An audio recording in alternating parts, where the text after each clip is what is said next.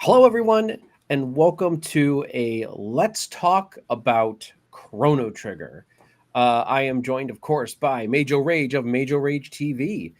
Thank you for joining me here, Mage. How you doing? Doing great. Thank you so much for having me, Cheeto.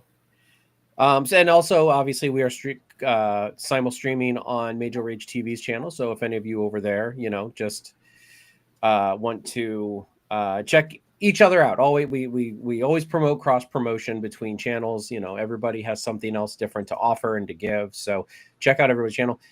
I'll have to check and see if I actually have your link in the description, but if not, it will be there soon. Well, not soon, but like maybe by the end of this. I don't know. Anyway, so just recently I beat Chrono Trigger, and so I completed the game. I did all the endings, and I wanted to sit down with Major Rage because I know that Chrono Trigger is definitely one of, if not the, or his favorite, the favorite of his of all time JRPG or any game. So so I I'm trying to do a little bit more of these like live let's talks, just about games that I feel like actually deserve to be talked about, and especially if I can get Mage on screen at any given point, I will always encourage him to be on my stream. But yeah, my so first off, Mage, why don't you give me your thoughts on, like, give me your nostalgic thoughts, like your overall nostalgic thoughts on Chrono Trigger, just like, and then we can kind of start branching off from there and start talking about things. I have notes, but as you know, with me and notes, I will probably not stick to those. That's fine. It'll be a better discussion just for the organicness of it. Um, Hmm. my general thoughts on Chrono Trigger are that, like you said, I think it's the greatest game of all time. Uh, I feel like the pacing, the characters, the the conveyance are just all top notch. The game teaches you how to play it in such a clever way as you're going through that it always feels intuitive. The game's constantly telling you where you need to go next in a direct but not handholdy, railroady kind of way. Sure, you're on rails, but there's enough places on the world map for you to freely explore in any given time period uh, during your main progression that it doesn't feel completely on rails. Um, I just feel like the Dream Team brought a really good balance of humor and emotional weight to the story. Uh, Loved the art, fell in love with Toriyama's art before I even knew what Dragon Ball Z was. Also, Chrono Trigger was your first exposure to Akira Toriyama. Indeed. So that's another reason why it has such a special place in my heart. Gotcha. Oh, that's cool. Yeah, I mean, so for me, obviously, I'm not polar opposite, but like the opposite. I never played Chrono Trigger growing up. I didn't have an SNES. That's pretty much why I didn't play Chrono Trigger. I always knew about Chrono Trigger, and I always felt intimidated by Chrono Trigger because of people that I've talked to that always say, "Oh, it's the greatest JRPG of all time," and I'm like, it's very intimidating when you come up to a game like that because rightfully so, like these, some of these games are nostalgia, you know what I mean, like you're Mm-hmm. allowed to have nostalgia when it comes to these games. So I'm kind of like, okay, like, I love Akira Toriyama's artwork. I love the Dream Team, just what they did, what they possibly could do. But I'm like, okay, but it's also an SNES game, so what can they do? And I have to say, they took the SNES to the limit with what they did with this game. I'm very impressed. First and foremost, I want to say I'm very impressed with, I know that, obviously with Steam they've did some graphical changes, probably some stuff like that,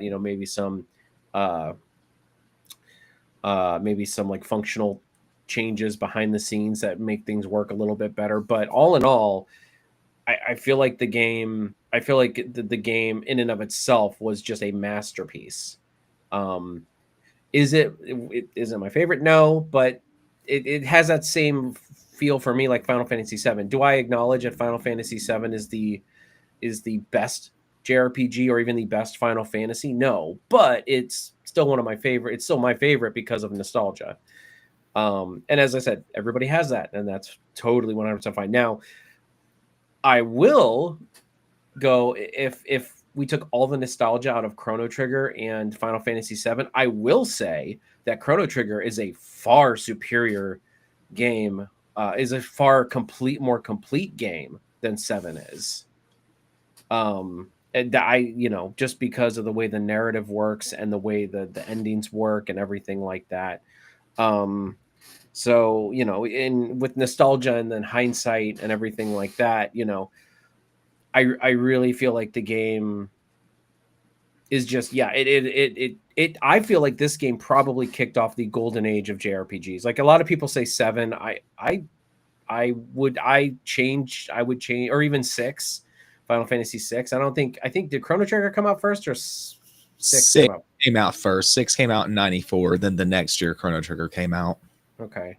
Yeah, some people might say six. I don't know. I six is still, it's a good game, but I still don't think I don't think six really has the impact that Chrono Trigger has had on, the JRPG genre. That, six was big, but its unique mechanics didn't take off the way that some of the unique mechanics from Chrono Trigger are still used to this day, and correct. People get excited when these mechanics show up in a game. Yep. But New Game Plus has become a staple of RPGs. Mm-hmm. And yeah, and this was the first game to implement New Game Plus. Exactly. I was actually, while I was playing Chrono Trigger after I beat it and started back over and everything, honestly, like, and the length of the game, like that's kind of also what stuck out to me a little bit, is that it's a shorter game. Mm-hmm. However, I will say that I feel like Chrono Trigger was like one of the, like, they did it right the first time, because I got lots of vibes of Breath of Fire Dragon Quarter. I don't know if I don't think you've played that, but like, I don't even know if I you've watched seen a good. I watched a good bit of your play of it. So Chrono Trigger and Breath of Fire Dragon Quarter actually have a lot in common when it comes to that. However, like not gameplay wise per se, but just like the way the game unfolds in the New Game Plus, and playing the game over and over and over again, but there being other things that you can do in a second playthrough, kind of almost time travel shenanigans a little bit, but not. And so I feel like Chrono Trigger is like what was done right, and then Breath of Fire Dragon Quarter is what was done wrong, in my opinion. And I feel like I give Breath of Fire Dragon Quarter a little bit more credence than a lot of people do. A lot of people say it ruined the franchise. I think it was a swing and kind of like a bunt. I don't think it should have destroyed the whole Breath of Fire franchise, really. I think it should have been like oops, let's move on and make Breath of Fire 5 or 6.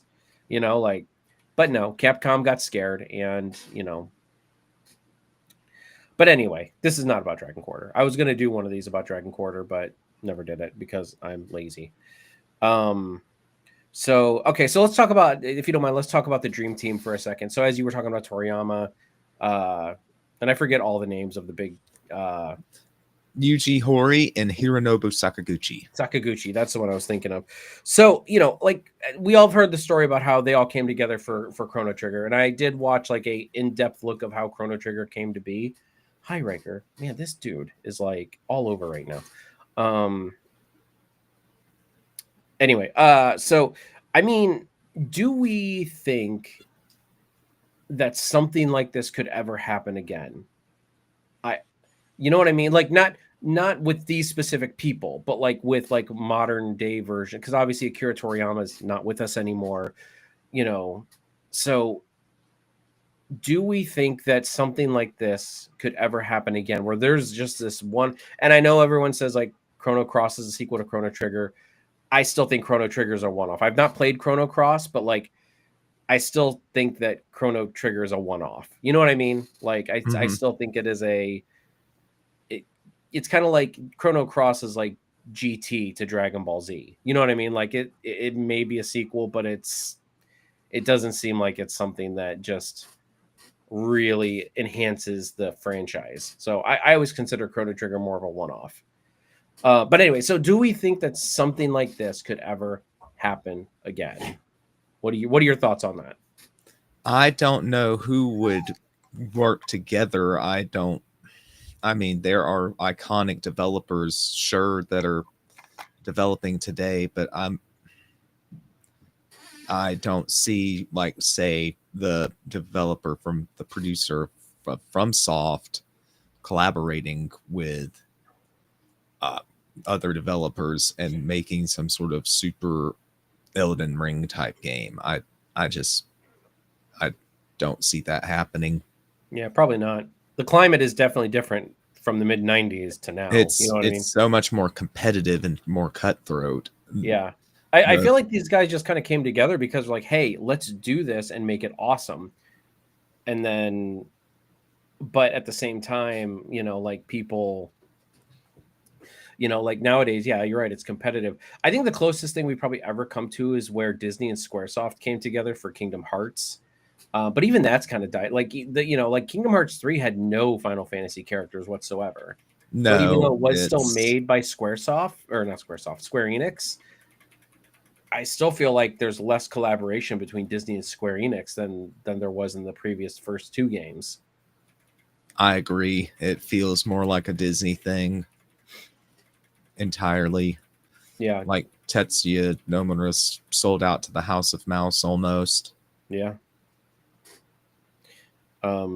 Yeah, I would love for something to come together that would be just, something that would just be, like this fantastic collaboration one off that they're just like, an awesome game. But I unfortunately I just don't see it happening. I agree with you on that one. Okay. So next we're going to talk about is the story. So the bread and butter of Chrono Trigger, in my opinion. Definitely I mean, there's a lot to this game. Like I mean, I was surprised by a lot of the story and how well it was executed for a 16-bit, video game. Right? 16 or is it Right. It's 32? a 16-bit Yeah. era game with a 32 meg cart. Yeah, But 32 they fit megabytes. That's right. so much on a 32 megabyte cart. So, I mean, all the endings, the main game scenario script, uh, Yeah. just the abundance of text and so the animations for those, the enemies. There's so many distinct enemy designs and kind of a relatively small number of palette swaps compared to, like, say, your Final Fantasies or Dragon Quests. Yeah, they really like those palette swaps in Final Fantasy and Dragon Quest, which I don't mind, but at the same time, I'm like, so like so, I mean, I'm right out of the gate. I mean, I'm gonna like talking about some of the highlights of the story. I don't know. Do you have any spots that just stick right out to you? Like memorable moments. Oh yeah, like memorable moments and stuff like Oh, that. the first meeting of Frog where he saves Luca from the Nagaets in the cathedral. Mm. Lower thine And don't worry, guard, and we'll thou doth allow the enemy in. yeah. Don't worry, we'll get to your boy. He's on the list. Um, I mean that, and yes, you're right, Mufasa. It it's is Ribbit in my game in my gameplay. It is Ribbit, but we're gonna call them by their base names just for sake of. But yeah, I don't know. One of the big moments that stuck out to me was Chrono Sacrifice. of I mean yeah, that part. iconic scene.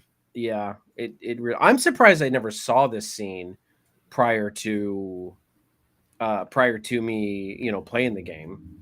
Um, but one of the other things that kind of sticks out to me is the Magus scenes.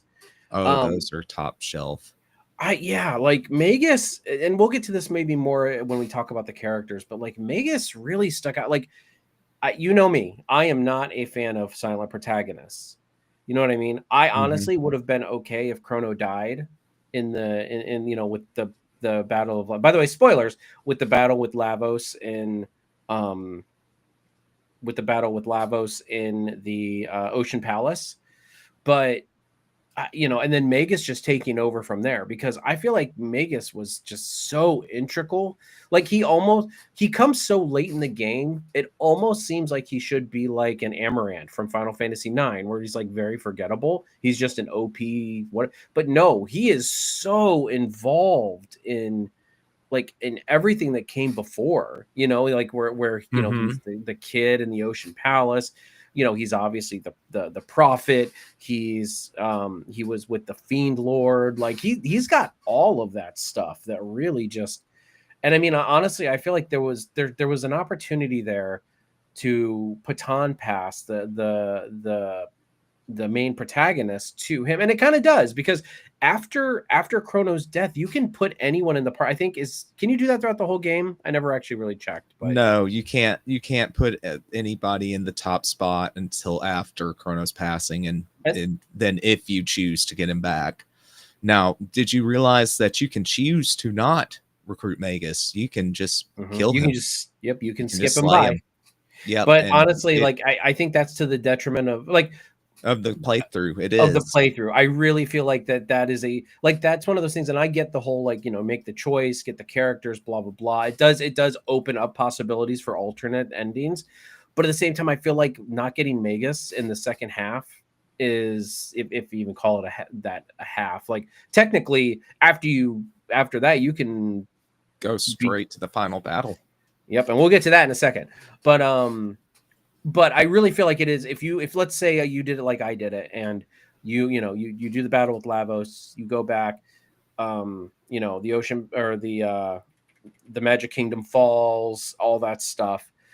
If you don't get Magus, I feel like you're missing a huge piece of the narrative. And again, I get why they did it, because they're like, oh, alternate ending. You don't have to get Magus. You don't have to get Chrono back.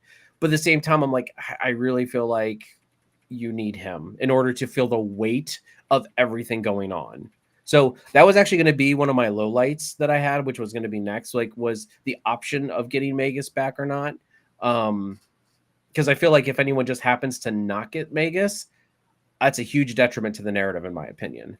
I really felt like that was a bad choice to make that optional. Again, I'm not, it didn't break the game for me, but I'm just glad in my first playthrough that I stumbled upon it. You know what I mean? Like, it's not hard to, it's almost hard to miss, though. You know what I mean? Like, it's literally, you go out of the thing, you go up and around, and oh, look, there's this thing up here on the top of this continent or map or whatever. And, you know, and there's Magus, like, and I don't think you have to even do too much to get him back, right? I think it's you talk to him and then leave, and he stops you as you leave if you don't choose not to fight him.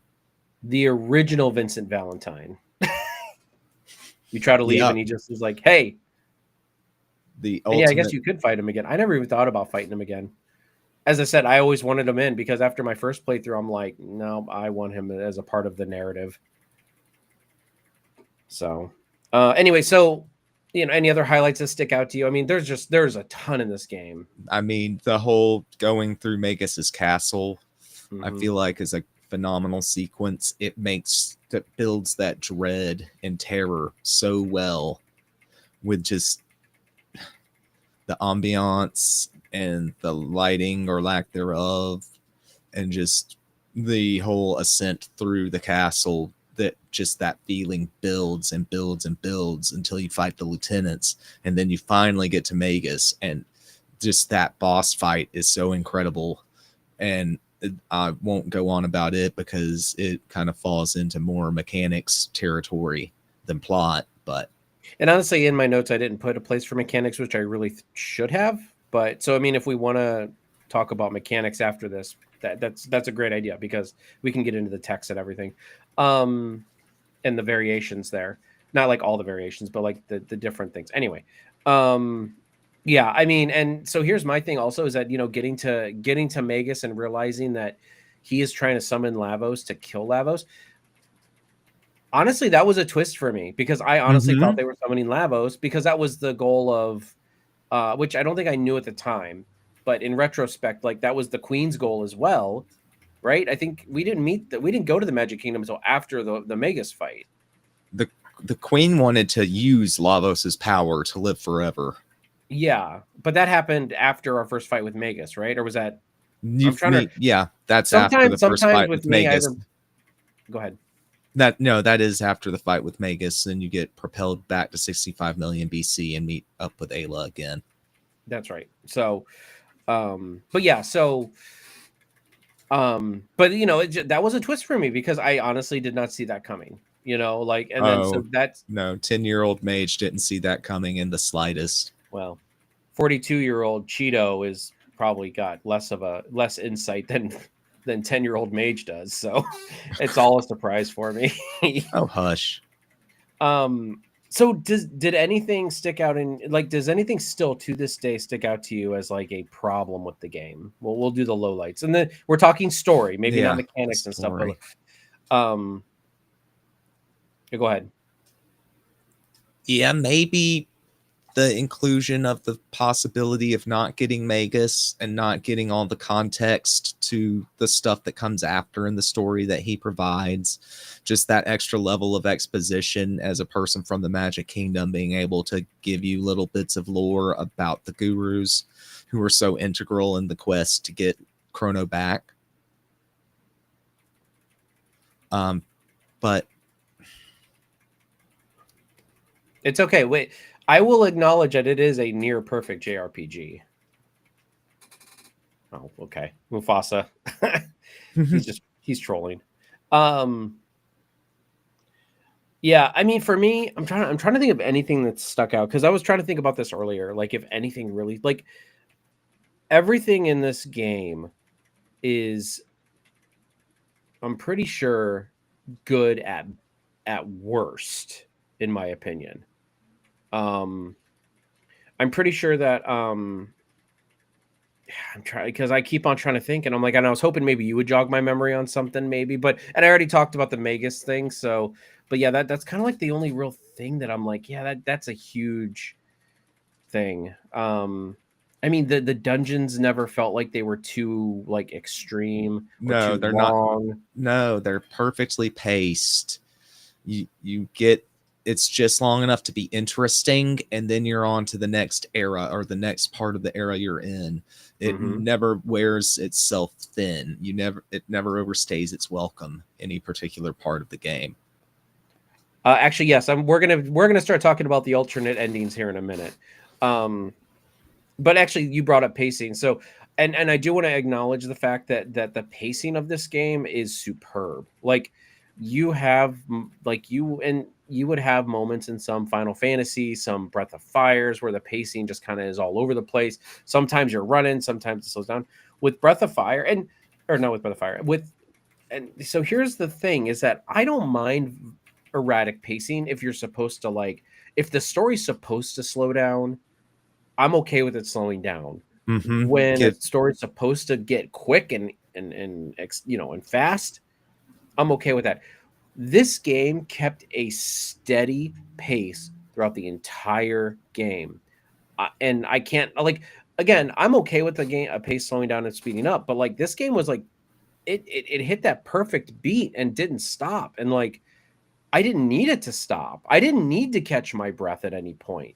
Even with Chrono Sacrifice, even with the Magic Kingdom falling, even with the revelations of Lavos and all like it's just it still kept on moving. There wasn't a moment where I was like, bless you.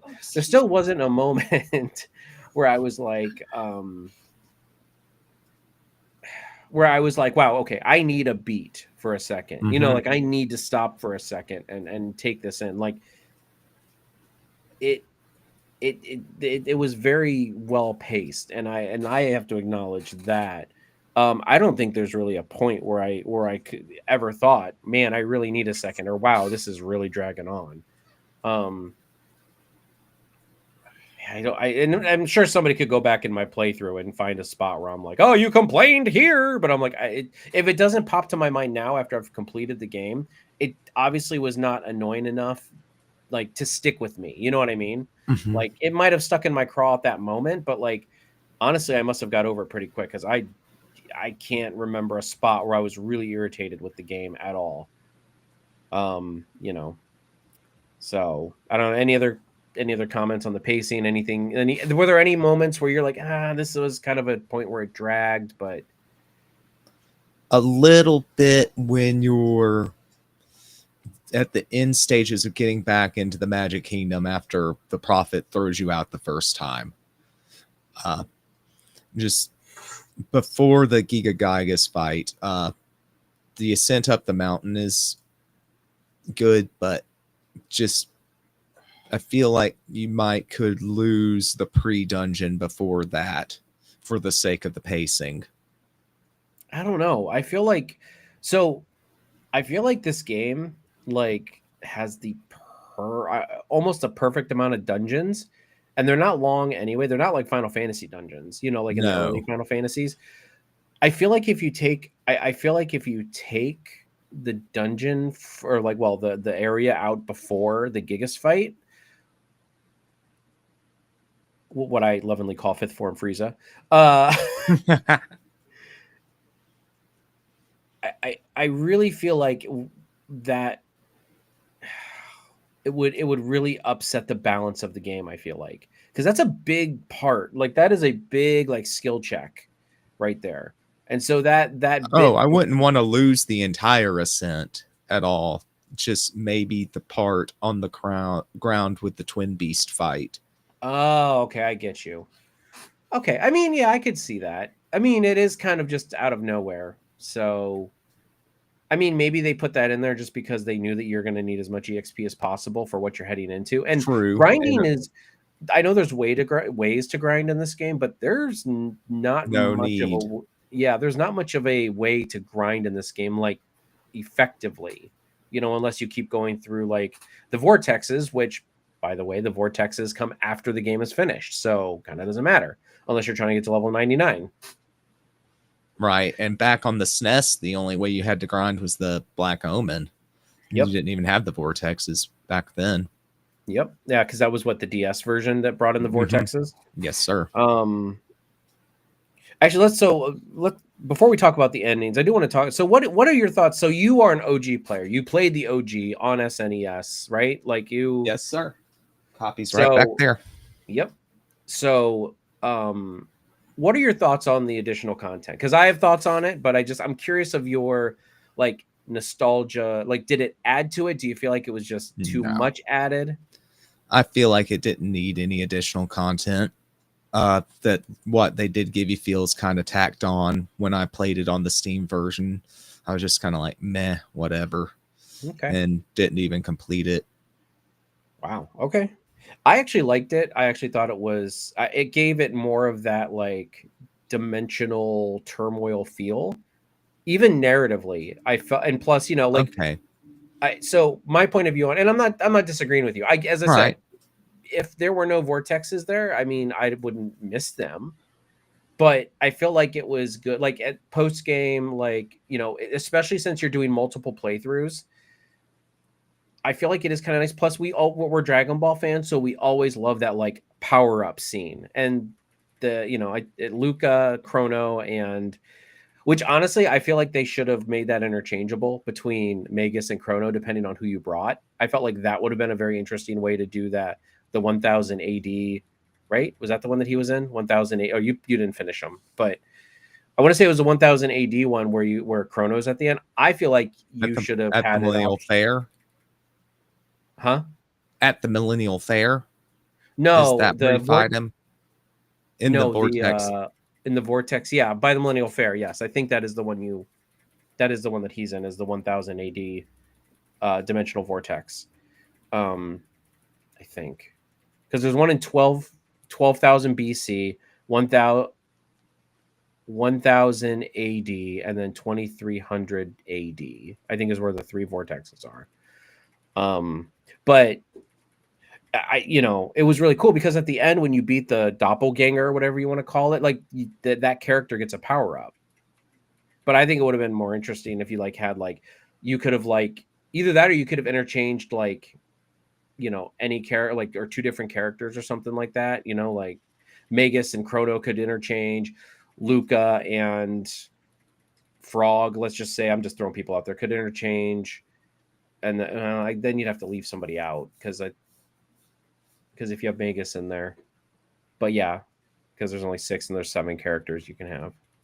I don't know, but anyway, I just something that those I like what they added. Was the green vortexes? I can't remember what those ones were called. Were those ones in the original too? It's the one where like you go back to like I think 6500 BC or 65 million BC, and it's like if you talk to them there and you save them from whatever, and then when you go to like 600 AD, like they worship or they don't worship you, but they're more acceptable to like your people, like humans. That's not in the original. That's not in the original. I saw you do that on your stream. I thought that was kind of neat, but it was added on content to either DS or Steam. Yeah, and that's it's another good way to play with time travel shenanigans. You know what I mean? I just don't like the fact that it was a vortex. Maybe I feel like it should have just been like, I don't know. It kind of feels like one of those dimensional, like those folded space time things from Star Trek, where it's like they don't actually exist in the space time. They're kind of like in between dimensions or whatever. But I don't know. I feel like maybe if there was something like in 12,000, because 65 million BC is a bit far back, but like maybe 12,000 BC, you do something there, and then it completely alters the 600 AD, village or whatever. But I know why they did it that way. But at the same time, I just, I like that. I also like the robo thing where, like they, where you have to go, what is it, 600 AD, and then he does like the agriculture, and then such a time arrow.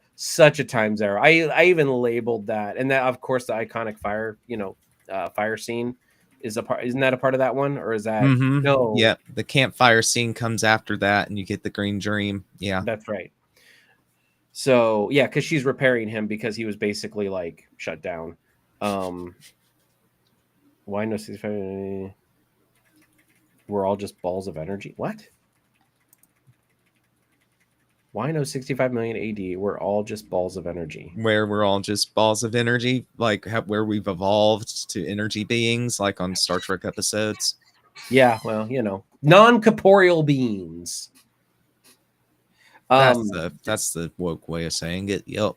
I think what would have been really interesting, and I know you're going to hate me because I'm changing the game itself, but like I feel like as the story progressed,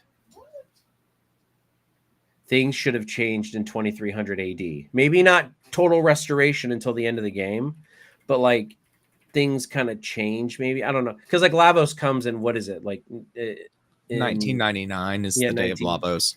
Yeah, 1999. So it's like everything gets destroyed anyway. But like there'd be stuff that you could do in the past, maybe that like makes it so that people recover a little bit better from Lavos in like, at post day of Lavos. You know what I mean? Like, because you've got all those chests that are like locked with magic, like in maybe the Magic Kingdom, there's things that you can do, like kind of like the court scene. There's things that you can do that maybe locks, like a time capsule that locks things away, and it helps. But like it's in there narratively. It's not like side questy, or maybe it could be side questy. I don't know. Again, I know your thoughts on like a Chrono Trigger remake, which we'll talk about here in a little bit. But like just like playing with the time travel shenanigans a little bit, and because I know that by the end 2300 everything will be restored after Lavos is defeated. But like again, playing with time travel, doing things in the past that affect the future in different ways. Like there's that one room which like that's sealed by the big mech or whatever. And like maybe when you get to 2300 AD, like there's nothing there when you first go there, but like as you do things in like the past, maybe, or in like the Magic Kingdom, and get stuff sealed away, once you get rid of that robot, like 2300 AD starts to kind of not bounce back, like little things. I'm not talking about restoration of cities and stuff like that, but like things start to get a little bit better for the people, in those places. It's not like as dreary as when you first walk in there, because holy crap, when you first walk in 2300 AD, I was like, what happened? Like this was before I knew about Lavos and everything. I'm like, this is bad. No, and the game is so great at giving you those feelings, those moments like that. and making you wonder what the hell happened. And that's part of that conveyance I always talk about when I praise the game. Mufasa says, like in Maniac Mansion, sequel Day of the Tentacle, where you had to affect the past to change feature to solve puzzles. That I know of Day of the Tentacle. I've actually played Maniac Mansion. I've done a whole playthrough on this channel on Milquetoast for Halloween special one time. I do want to play Day of the Tentacle. I don't know if I own it yet though. I think I'm waiting for it to go on sale, or if I do own it, it was on sale. But Day of the Tentacle looks interesting. Maybe one day I'll get to it. Anyway, yeah. So okay. So anything else about pacing or okay? I know you think the game's perfect, and I know you wouldn't add anything, but is there anything at all that you would add to this game that just would make it a little bit more fun, accessible, or like just for the modern day gamer? You're allowed to say no, but I'd encourage you to kind of. Additional text, maybe the inclusion of double text for Magus and triple text that you can get without needing the colored stones. Okay. I actually, we'll get to, we can talk about the more hot dog hair. Yeah, right. More hot dog hair. That's the Steam version, making it look like that. Put it on a CRT and it looks like pixels, not hot dogs. And I originally liked it better, with the updated graphics, and I did for a little bit play like that, but then eventually I just forgot to change it, because every time you exited the game, it reverted it back to the classic. Like when I switched it to like modern graphics or whatever you want to, I don't remember what the setting was, but like it was either classic or modern. Like, it kept switching back to classic, and then eventually I just stopped. I just started forgetting to change it. So, which I didn't really miss I didn't really miss the modern graphics. They were okay, but like it didn't break the game for me. So okay, so go alternate endings. So I'm not going to talk about all of them. Did any of the alternate endings really stick out to you? Not really. Maybe the one where everybody's a reptite because you never stop Azala in 65 million BC. That one's kind of fun. And the Tata one, the one where you never stop the Fiend Lords, you never get the hero's badge from Tata in 600. The legendary AD. hero one? Yes, the legendary hero ending. But the rest of them, I mean, the alternate endings might be the weakest part of the game. I would say that I wouldn't say that they're the weakest part of the game, but there are definitely some alternate endings, and I'm like, that's not an alternate ending. Like that is not like, the sleepy time or good night or whatever that ending is called. The one that's funny but just absolutely is a horrible alternate ending is what's the one with the girls talking about the boys? I don't remember what that one was, but that one, and then Chrono comes in and actually has 3 lines of dialogue in that ending. So Memory Lane, that's the one I'm thinking of. I watched you get that one. I'm not positive that I ever got that one on my own. I actually had a catastrophic save wipe happen one time after one of my playthroughs was over. My buddy bumped into the console while it was saving. Friends. Who needs them, right? Right? You just need your RPGs and your consoles. That's right. That's what Nintendo will tell you. And Sony, obviously. But I think the one that stuck out to me the most, like the Dream Project one, was nice. Was it an alternate ending? No. But it was a nice, it was a nice peek behind the curtain thing, especially with the Dream Team in the last part of it. But really the one that stuck out to me that was really awesome was The Oath with Frog and Magus. Like him going, that one was really good. I like that alternate ending a lot. Reunion was good because I was like, yeah, screw Chrono. Like, I'm glad that, he came back, and Marley got to get, got her Chrono back, but like, Chrono just he's good for utility, but like narratively, he doesn't strike me as anything. When Frog got some, yeah, that's Frog did get some in the what is it, the successor of Garudia, not Garudia, Guardia. Guardia. Yeah, successor of Guardia. Yeah, there's some bestiality going on there. Like I could have seen if like he turned back into a human somehow, but like you kind of slept with the frog, which is There's a Futurama joke there where the Queen Lean runs away screaming, "Why couldn't he be the other kind of magic frog, where the human part was on bottom and the frog part was on top?" nice. Yeah, Futurama reaching back for those JRPG references. So yeah, so the alternate endings I think were really well. I mean, there were some that were really well done. I just some of them just didn't strike. People of Our Time is another one where I'm like, why is this one even here? This is not an ending. This is it's a nice little like end credits sequence where it's like, there's stuff going on, but there's nothing narratively going on. It's not an ending. It's just a credits. So, but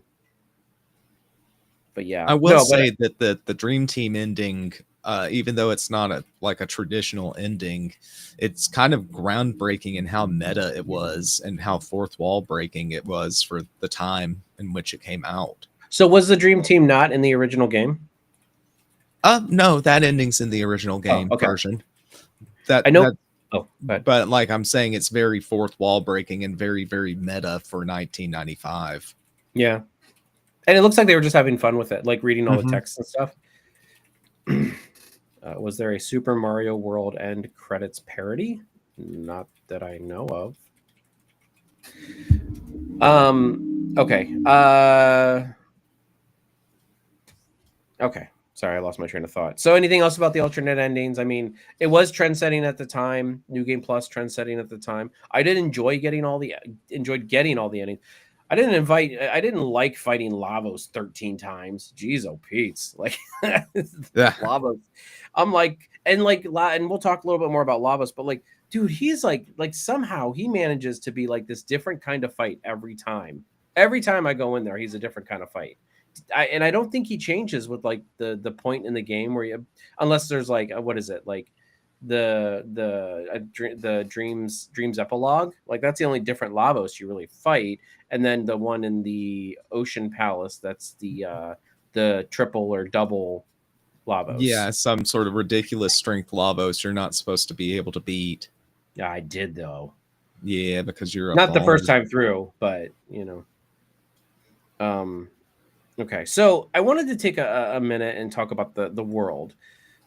So I do understand that the limitations of the time. I do felt like the maps were a bit small for a world, quote unquote, world map, but I do understand why they had to do that. And plus, we got different eras of the world map. And I really felt like a lot of the landmarks did not match up. But again, you're talking about a span of 65 million years, so obviously the whole world is going to change. Plate tectonics is the thing. Yeah. But even in the end of day, not the apocalypse, 2300 AD, I felt like the landscape didn't fit the same, and that was, I mean, it was only like 1,000 years from the day of Lavos. Like I felt like there was a little bit of a discrepancy there. I wasn't sure about all that, but I took it as like Lavos had scarred the face of the planet and changed the land masses. Yeah, he might have. I mean, Kefka did it, so maybe Lavos could too. But I don't know, anything stick. I mean, besides the world map being a bit small for me, and again, as I said, you get, it's on an NES cartridge. I get it. It's also, you get 5 or 6, technically 6 different eras of like the map. So it's like, yeah, it's kind of like a full on world map just between different eras. But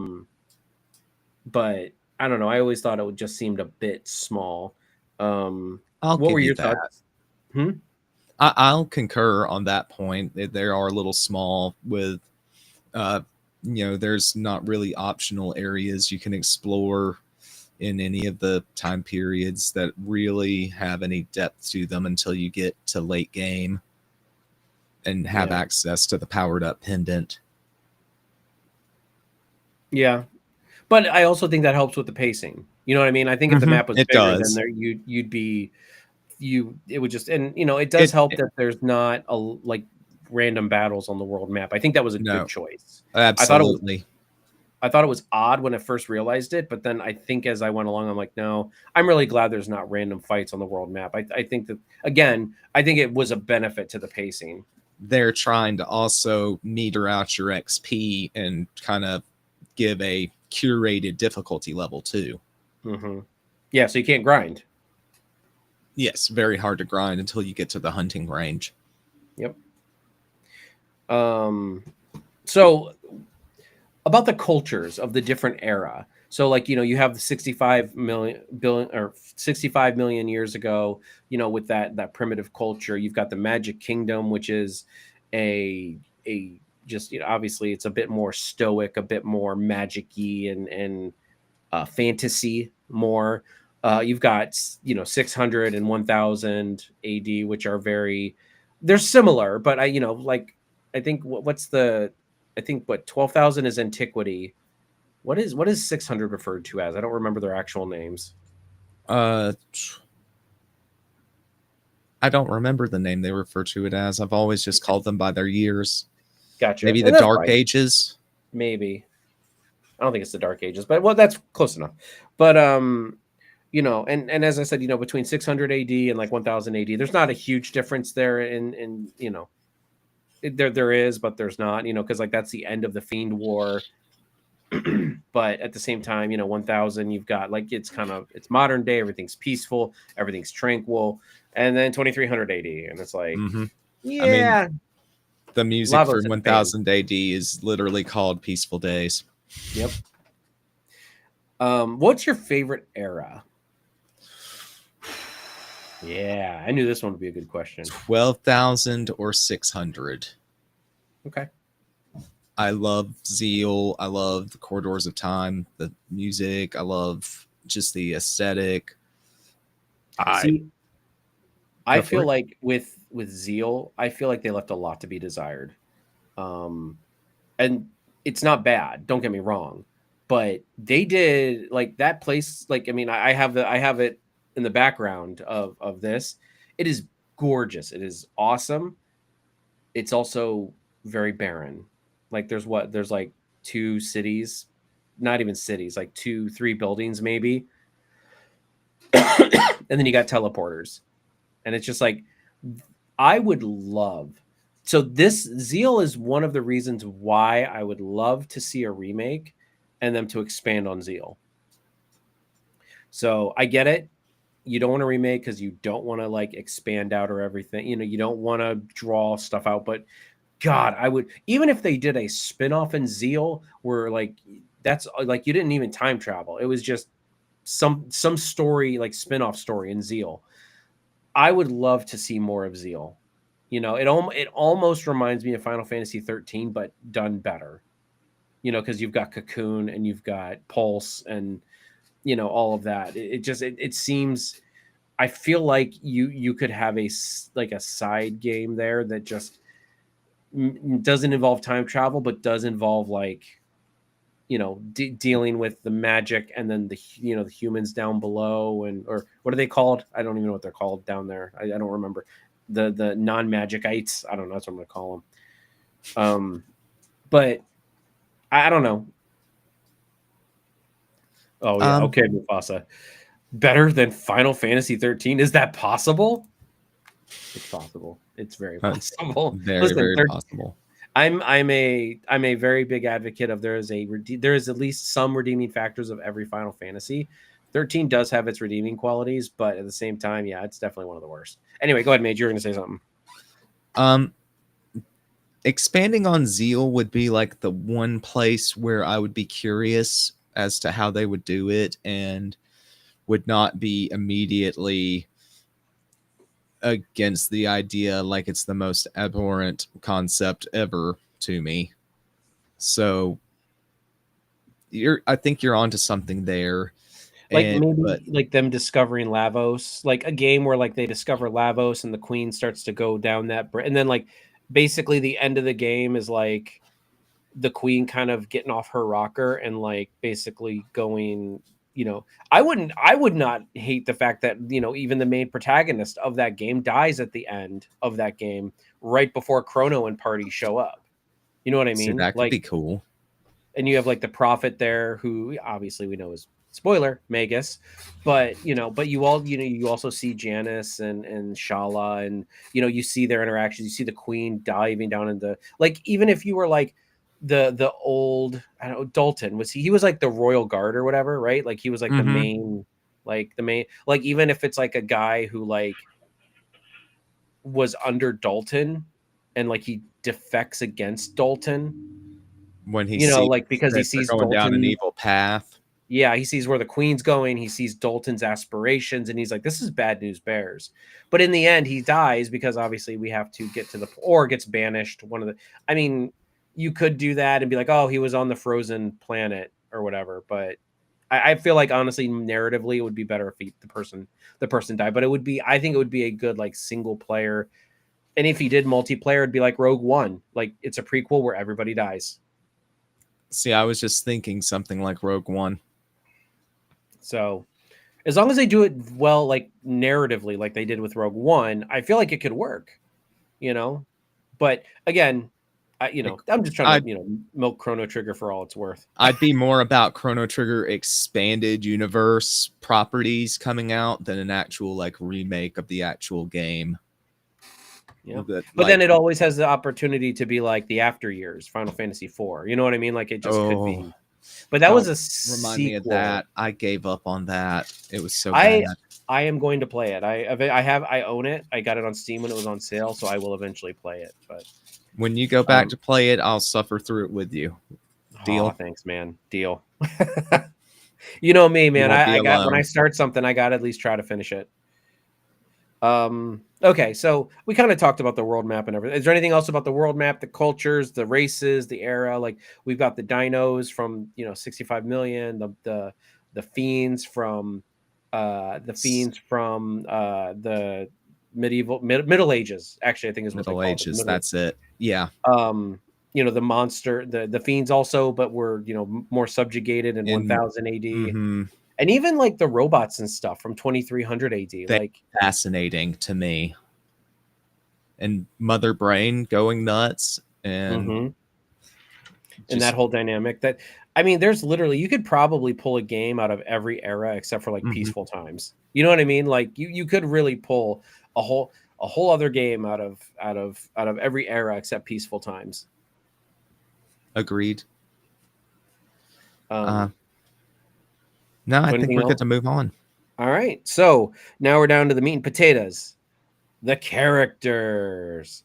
I'm not going to go in order of the notes that I have.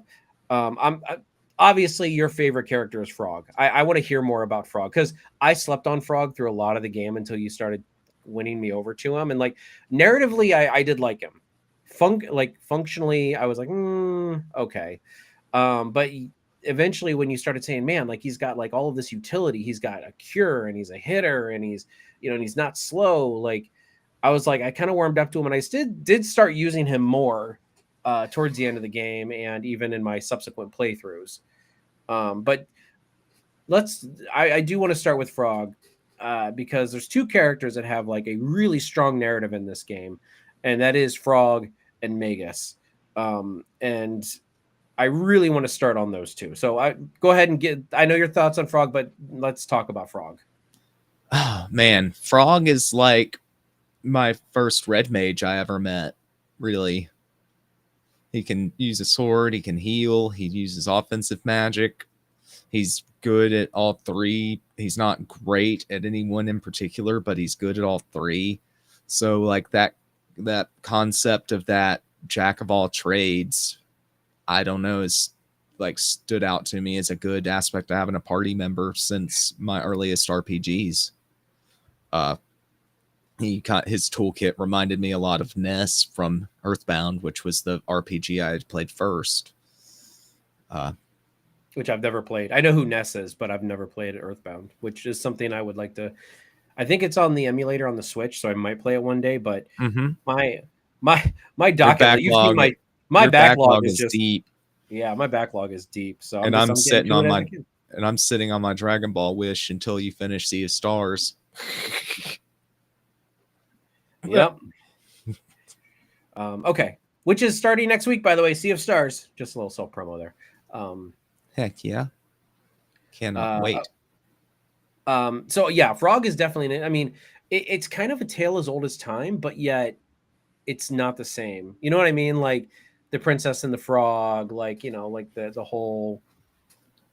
I don't know, like the whole getting transformed into a frog, but then he's more of a fiend than an actual frog, because he was a human first, then he was turned into a fiend frog, and then he just kind of makes do with what he has, and like you would expect like him to get turned back at the end or something like that, or somewhere throughout the story, which would have been fun, but at the same time, I don't know, it kind of him accepting his fate as the frog.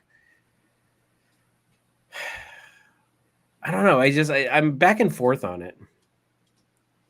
I think it makes him a more sympathetic character, a more tragic hero. Yeah. The knight errant that feels he can't belong because of this curse that the evil fiend lord put on him. Yeah. Yet he's wielding the Masamune. The hero of legend chosen by the hero's badge. That's right. The friendship between him and Cyrus, to me, is one of the most iconic friendships in all of RPGs. Just that unerring faith in Glenn that Cyrus had. Just the way he always built him up, even when Glenn wouldn't believe in himself. Yeah. I see that. I mean, I wish we could have seen more of that. But that's, again, more like expansion on... I feel like they got their point across. I agree with you there. I feel like they got their point across, but I feel like you needed to get that to hammer that home. I feel like you needed to have Cyrus in the party for maybe a little bit, maybe when you're back in 600 and I know he was already dead when that happened, but I'm just like, so in hindsight, this is going to be a hindsight versus nostalgia thing. I did feel like that because the whole Cyrus thing wasn't hammered home for me. I saw it, but it wasn't hammered home for me. But again, I don't think that was I think honestly, if you put more of that Cyrus and Frog stuff in there, I feel like it would have slowed the pacing down a little bit. So again, I acknowledge the fact that like it's definitely important, it's definitely good, but at the same time, if you want to expand on that, it needed to be expanded upon. But I feel like that would have been to the detriment of the overall game. So Agreed. We're gonna do a spin-off game with Cyrus and Frog. No, I'm kidding. but yeah. Yeah, and I mean, as I said, Frog is definitely. I really the successor of Guardia ending a bit interesting. What's her name? Not Luna. Lynn. Lynn. Yeah, the Arlene. Queen Lynn or Lena. I don't know. I don't remember. Like the actual queen of 600 AD hooks up with Frog, and I'm like, that's a bit bestiality there. I mean, I don't know how that works in this world, but just saying. And then you go back to and Marley's like part frog apparently, or wearing a mask, which they don't ever show. Like they don't show her like taking the mask off, and it's like I think they should have like had the sprite take like a mask off or something, and like she had like a frog head or something like that. You know what I mean? Like she looked like Frog. But just one of those kind of quirky 90s things that you're just kind of like, okay, it was the 90s, whatever. But yeah, Magus, I think is in my opinion, is a true MVP of this game, character wise, narrative wise. I would even say, almost probably functionality, utility wise. Yes, I know you get him, and he's kind of OP, and he has all the magic. He does have decent. He's kind of like a red mage too, but like less in the physical attack department. Like his scythe still does decent damage, but not as good at. It's like so Magus and Frog are like kind of both red mages, but kind of the opposite direction. Like Frog seems like he has more physical attack utility, whereas Magus seems like he has more like black mage utility, where it's like his but narratively Magus is just I really wanted more from I really wanted to use Magus more. I wanted to see more of him. I really, as I've said before, I really am sad by the fact that that he's an optional character. Like that's so insane to me. That's almost like Vincent. Like Vincent being an optional character after everything that's gone. Like in the OG Final Fantasy VII, I can see it. But after seeing all of the extended, extended canon and stuff for Final Fantasy, it's like Vincent should not have been an extended, like a bonus character. Like he should not have been optional. Like there's a lot to his story that involves what's going on in the story. This is very true. But yeah, so that's really my only issue with Magus. But like narratively, just like and then Shala, and I think honestly, Dreams Eclipse ending, kind of solidifies. And I know it's not in the original game, but I really like it because it really does solidify. It really does solidify like Magus's like how important Magus is to the narrative when it comes to just what's going on. I don't know. Magus is just he's this broken character that, and he honestly, it seems like he even like is angry at himself for being such a naive child when he sees himself as Janus. Yes, very much like, so. He's like, you're such a even though Janus is a kid and he's supposed to be a kid, it's like he's still like, you're such a child. It's like he's a child. Like, what's wrong with you, Magus? But I would love to see how they would go about. I would love to see how they go about doing voice acting for these characters. You know what I mean? Like, if you got a good team of voice actors behind this, like these characters, like in Final Fantasy, like the remakes. Not making a remake. I'm just talking about putting voices. I feel like it would convey so much more of the narrative, behind the voices. And I know adding voices to something ruins a lot of people's gameplay experience. It ruins the voice in their head. I'm not one that does that. I'm not one who's like, I have this voice in my head and I can't hear it. It might be weird for a minute, but like I normally don't have an issue with people putting voices to characters that were voiceless before. That's why I don't like silent protagonists. I don't want to put my voice in them. I want to hear what that protagonist has to say to the characters. I don't want to make up what I said based off of their answers. Mufasa says optional equals less important. It equal replayability, complexity, and interest. I believe he means does not equal less important. I think it was going to be a slash and came out exclamation point.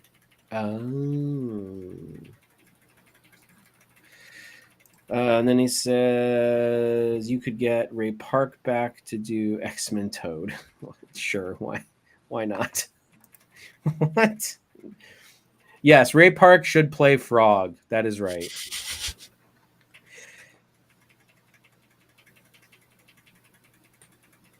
Oh.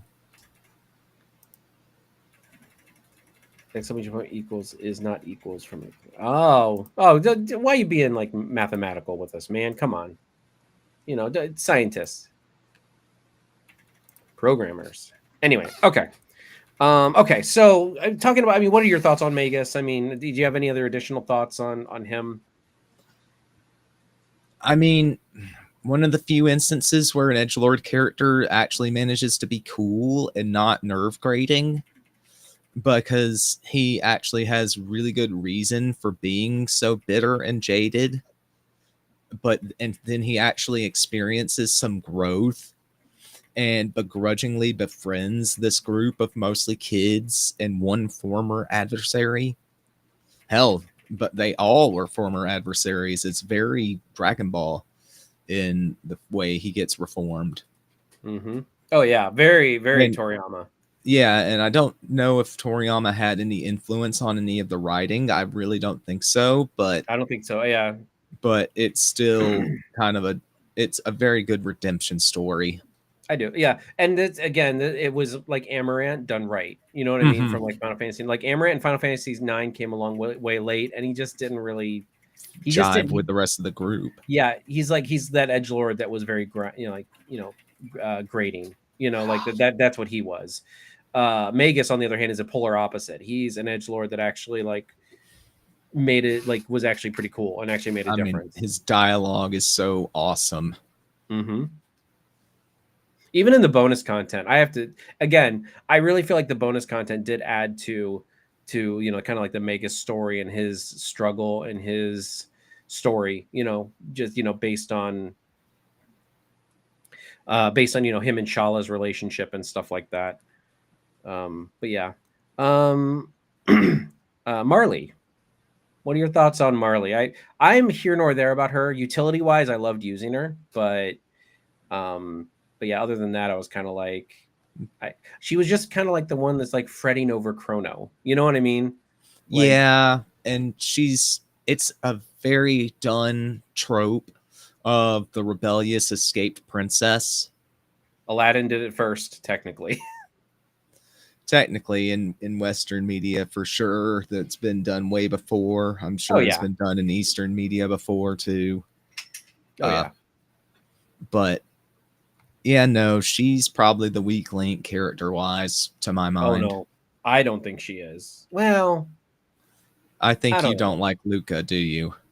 Yeah, Luca, and yeah, well, definitely utility wise. I hate using Luca utility wise. Um, I think the one story with her mom kind of gave her that last minute kind of jolt in narrative, because like it's really funny because Marley, like her narrative parts were like in the beginning. Like a lot of her narrative work was done in the beginning. It seems like Luca was just along for the ride. And yeah, she's the tech wish, she's the Bulma, she was there. But then at the very end of the game, depending on when you do the side, that side quest, but at least in the latter half of the game, that's when she finally gets that like backstory about her mom and everything like that, and her changing history and everything. So, and you don't even have to do that. At least with Marley, like you have to do those parts of the story where she like disappears from the timeline, and you have to go and you have to rescue her by rescuing her ancestor and stuff like that. And She works so, more as a plot device than a character, though, to me. who, Luca or Marley? Marley. I don't know. See, I have to disagree, only because like even after Chrono's death, like she was the one who was pushing so much to like, she Get was him the back. emotion. Yeah, she was the emotional focus. She's the Where I feel heart like, of the party. yeah, where Luca was not, and I get it, she's the She's the brains, but like brains. I feel like Chrono and Luca actually had more of a connection. Like I feel like Luca should have been more upset. Like, not that Marley should be upset, but like Marley and Who Chrono just, who did you take with you to get Chrono back? Didn't take Luca with you, did you? I probably didn't. She No. had she has a very emotional scene there too, where Well, it damn it! Now I got to really play the whole game all over again. it Thanks a lot, Mage. no, it really informs the like how deep their friendship is, and even inspires some shippers to think that Luca does actually have a secret crush on Chrono. I do like the pairing of Chrono and Marley. I didn't mind that. I didn't mind that they got married at the end of the game and yada yada. But at the end of the canon ending, the Beyond Time ending. Um, but still, and I don't know if it was that in the original. Like at the That's only in the anime scene. That's only the anime scene. Okay, so technically may not be canon depending on how you look at it. Um, but yeah, Luca. According to the stuff in Cross, it's canon. Oh, okay. I have not played Cross yet, so I will get to that eventually. Okay, so Robo and Ayla, we can kind of group them two together.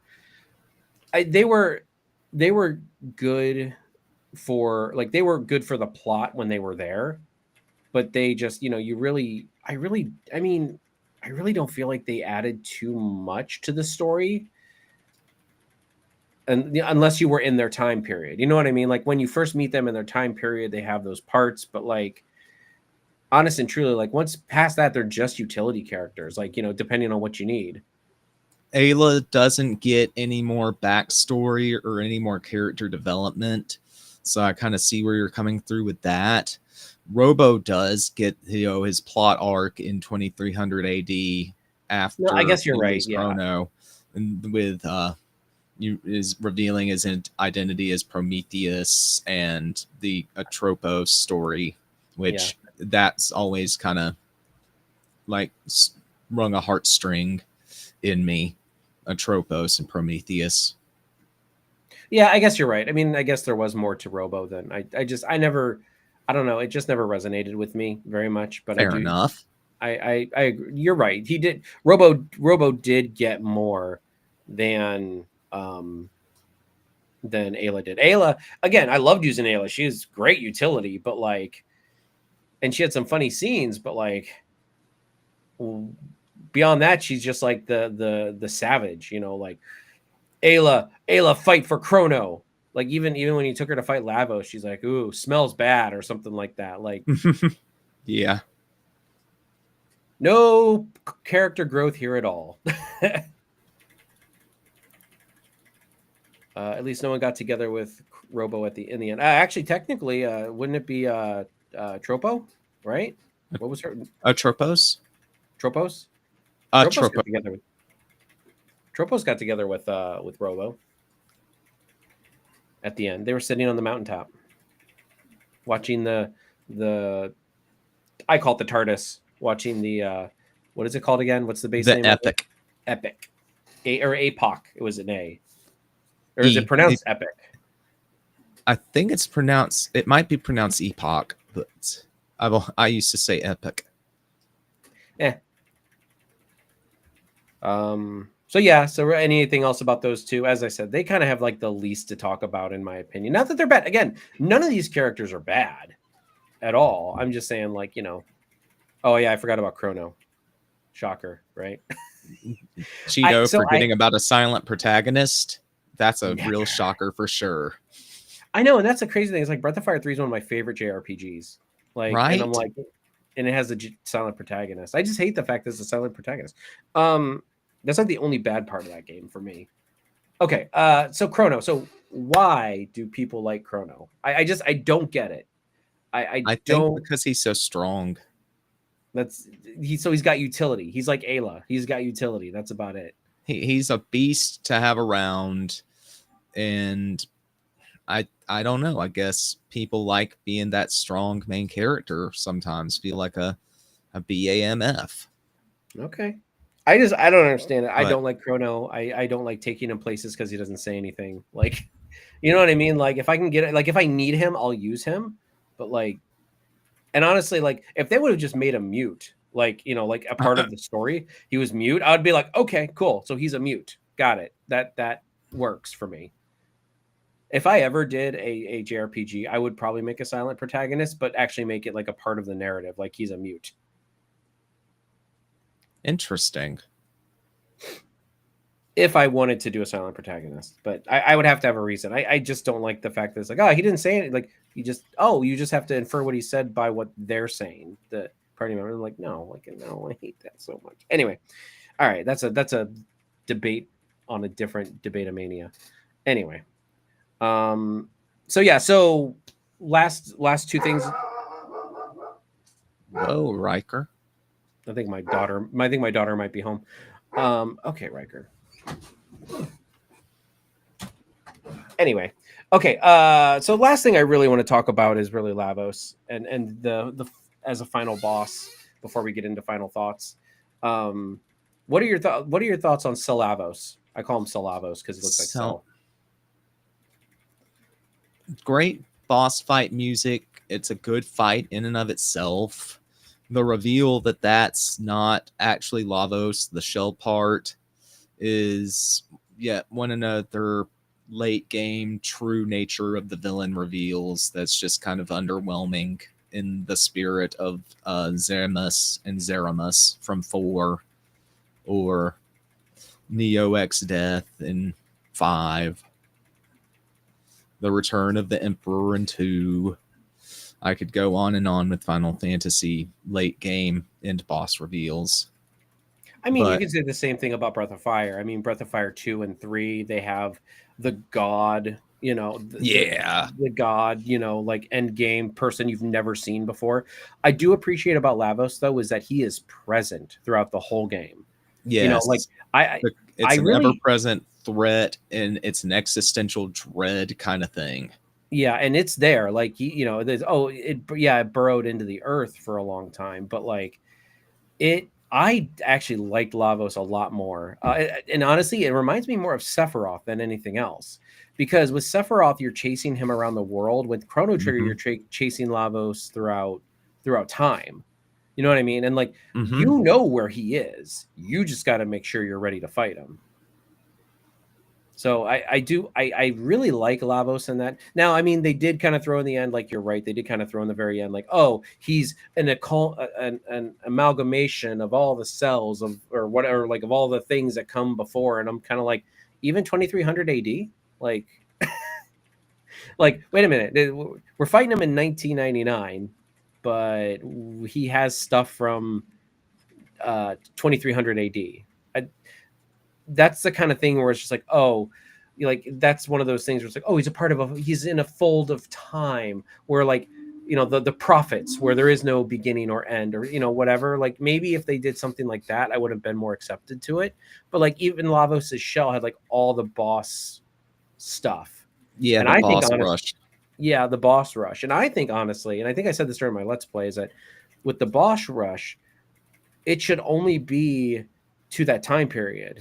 You know what I mean? Like to 1999. That's a lot of things. I mean, because you go back in time a lot, just nothing in the future, or as far as you've gotten in the gameplay. You know what I mean? Like, you know, like only as far in the gameplay. Because if you go to face him, but you haven't done like, you know, any of the like let's just say the Gigas.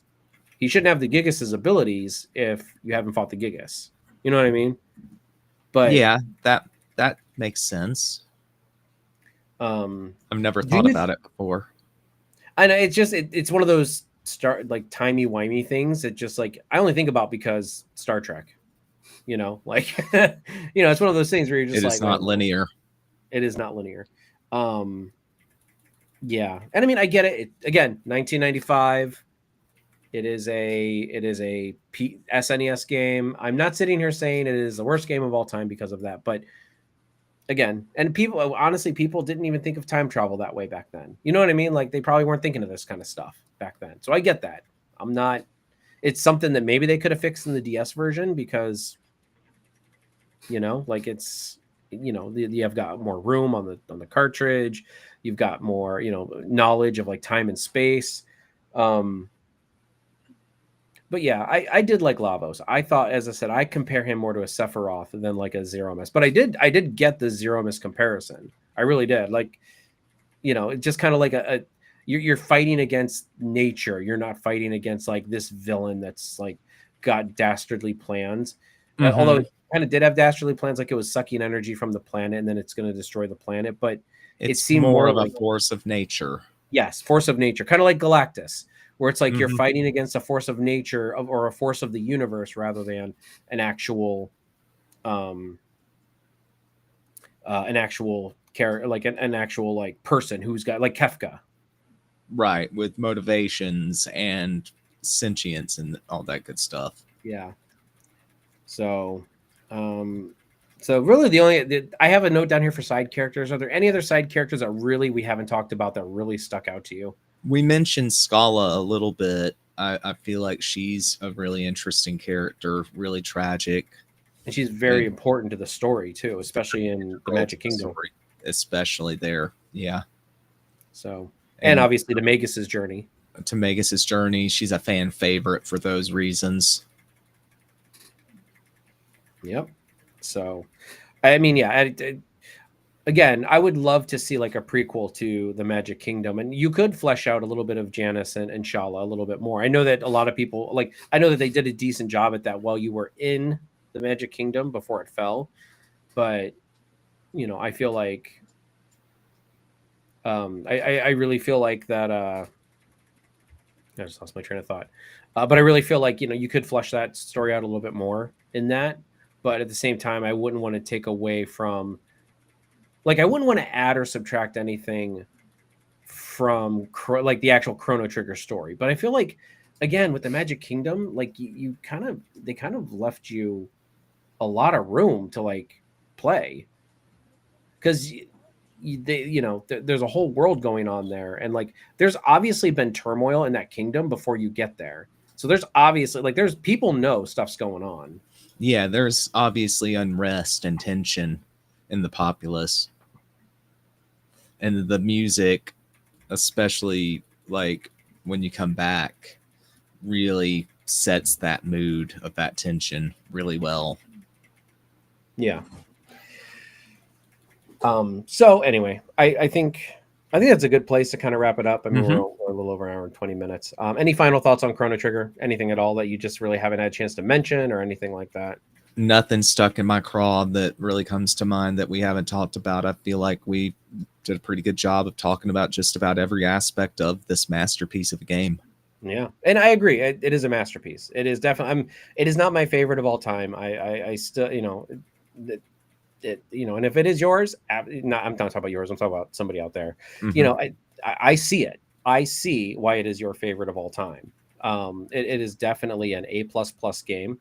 And nostalgia plays a huge role in everybody's favorite games of all time, especially with us old people.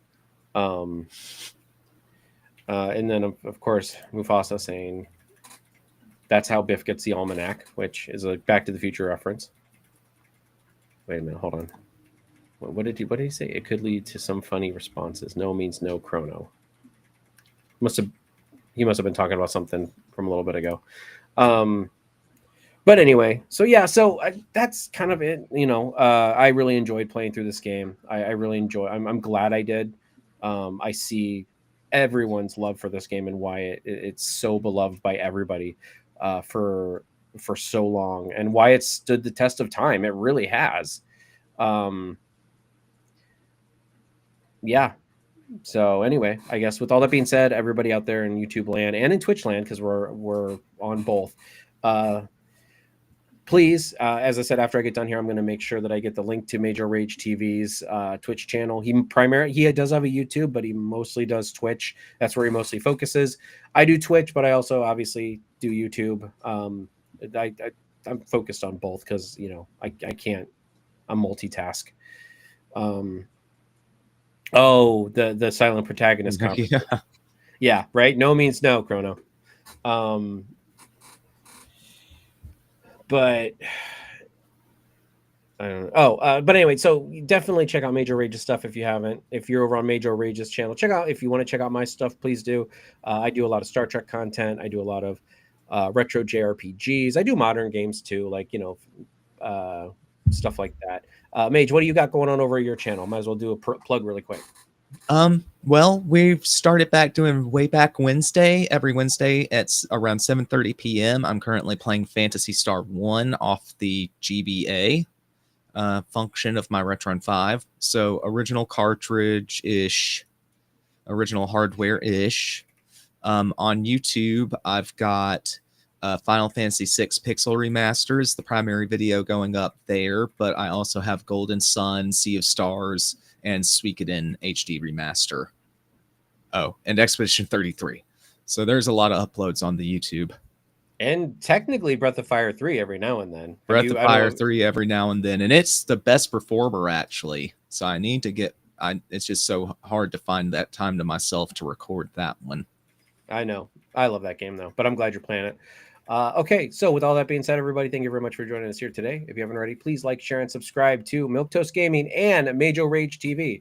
And we will catch you guys in the next one.